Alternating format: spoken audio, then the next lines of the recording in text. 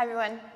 Because we're talking about the knees a lot this month, I just wanted to show you in video what I was talking about in a previous post. So this is really good for new teachers actually also to be able to spot when they're teaching in a class. You can kind of very quickly just scan down the line and know who to cue or who to go and give an adjustment to. So when talking about Warrior Two, for example, is a really good way to see what the knee is doing that you might not see in triangle pose when the leg is straight, even though there might be some torque of the femur going one way and the tibia, the shin bone, doing something different. So you always want to look at the foot in relationship to the knee. The knee should always go over the second toe. So when the knee is bending in Warrior Two, it should go that way, even though your body is facing this way.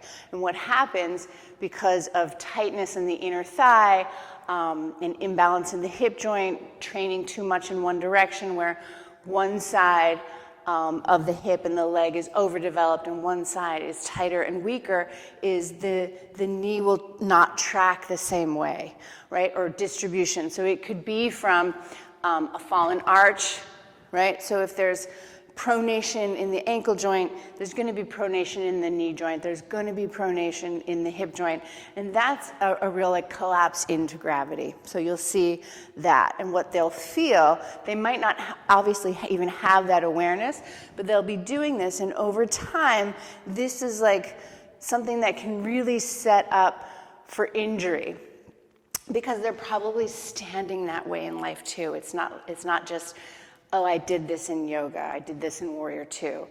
How they are in yoga is how they are in their life, right? And that's true for everybody. So, but it's also a great way to become more aware of how we are in yoga, to become more aware of how we are in life, right? You've probably had the experience that after starting a practice or any kind of internal arts practice is you catch yourself, right? You catch yourself standing in line at the grocery store or waiting at the bus, you're like, oh, I'm sitting in this hip, or I'm only standing on one leg, really. So for Warrior, again, to go back, the knee should always be over the second toe, no matter what is happening, because then the knee is not taking the brunt of a lack of external rotation in the hip joint or a lack of mobility in the ankle. Remember, the knee's a middle joint. It suffers from below and from above. So you want to take care of your knees. So you'll see this. You may even see this, although it's not as common. So you can cue it all the way down from the foot.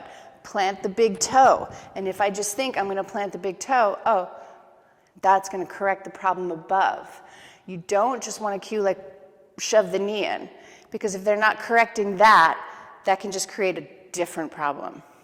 So again, in, so wrap the inner knee to the outer knee. There's so many ways that you can say it. You can cue from the buttock bones.